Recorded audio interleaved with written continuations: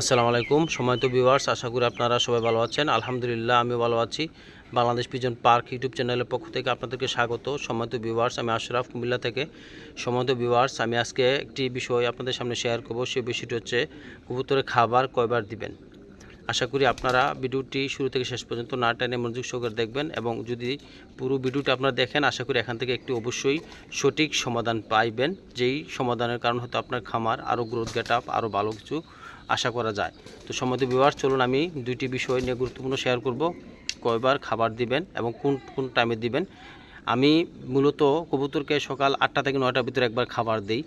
যখন কবুতরটাকে 8টা থেকে 9টার ভিতরে আমি খাবার দিই, তখন খাবার দেওয়ার 20 থেকে 25 মিনিট পর আমরা কবুতরটাকে পানি দিই। দেখবেন কবুতরটা আপনি সকালবেলা খাবার দেওয়ার পরে কবুতরটা খুব যত্ন সহিত কবুতরের খাবারটা খাচ্ছে এবং তাড়াতাড়ি খাচ্ছে।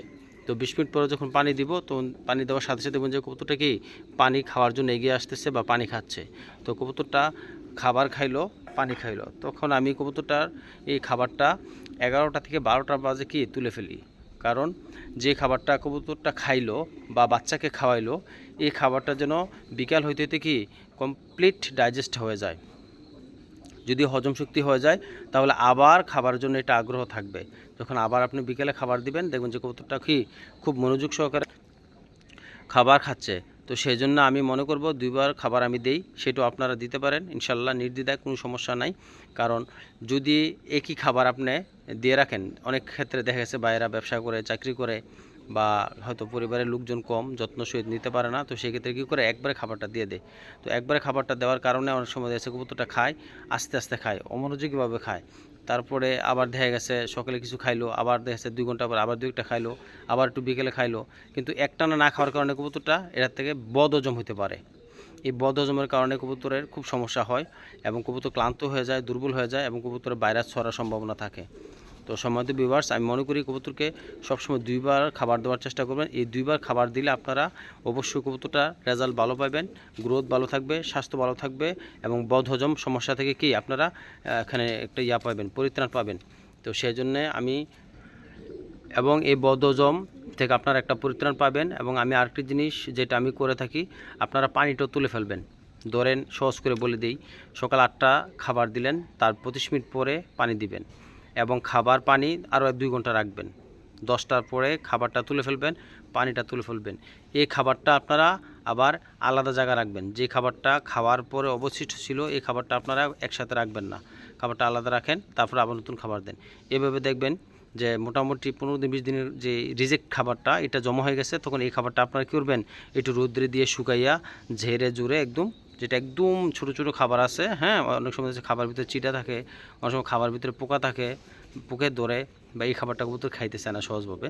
তো আপনারা ওই খাবারটা আবার শুকাইয়া রোদ্রে দিয়া ঝেড়ে জুড়ে একদম পরিষ্কার করে আবার যখন নতুন খাবার নিয়ে আসবেন কবুতরের জন্য, ওই খাবারের সাথে আবার মিক্স করবেন। মিক্স করে তারপরে আবার এটা আপনারা রোদ্রে দিয়ে তারপর আবার খাওয়াবেন।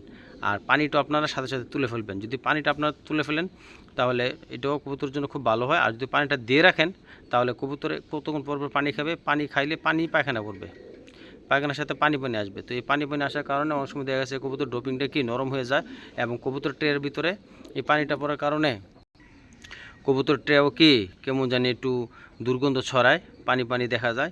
তো এই গ্যাসটা আবার কবুতরের নাকে লাগে, এটাকে অ্যামোনিয়া গ্যাসের অন্তর্ভুক্ত ধরা যায়। এই অ্যামোনিয়া গ্যাসের কারণে কবুতরের শ্বাসটান হয়ে যায়। দেখেন একটার সাথে একটা খুব রিলেটেড।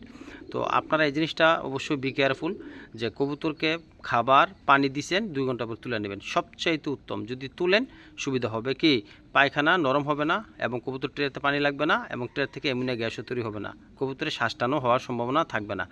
আর যদি না তুলেন এটাই হবে, কবুতরের ফাইনালি যে সেরে পানি পানি পানি পায়খানা থেকে দুর্গন্ধ, দুর্গন্ধ থেকে অ্যামোনিয়া গ্যাস, গ্যাস থেকে শ্বাসটান, তখন এটা আপনার শখের কবুতরটা নষ্ট হয়ে গেল। তো আবার যে খাবারটা সকালে দেওয়ার কারণে এই খাবার পানি হজম হয়ে যাওয়ার কারণে শরীরে কি এটার যে একটা মানে মাংস বৃদ্ধি হয় বা এটা যে শরীর গ্রোথ বা স্বাস্থ্য ভালো থাকার জন্য যে পুষ্টি, এটা লেগে গেলো শরীরের সাথে। আবার যখন বিকেলে খাবার দিবেন দেখবেন যে খুব পাগল পাগলে খাবার খাচ্ছে, কারণ এটা ক্ষুধা লেগে গেছে। তো যখন আবার বিকেল আপনারা খাবার দিবেন, ধরেন 4টা, যদি সকাল 8টা দেন তো বিকাল 4টা বাজে খাবার দিলেন, 4টা দিলেন, তার 30 মিনিট 25 মিনিট পরে পানি দিলেন, ঠিক 1 ঘন্টা পরে খাবার পানি তুলে নিলেন। খাবার পানি তুলে নেবেন এবং নেওয়ার পরে এরপর আবার দেখা গেছে সকালবেলা যখন আপনি 8টা বাজে খাবার দিবেন, খুব মনোযোগ সহিত খুব যত্ন সহিত আপনারা দেখবেন যে কবুতরটা খাবার খাচ্ছে এবং পানি খাচ্ছে।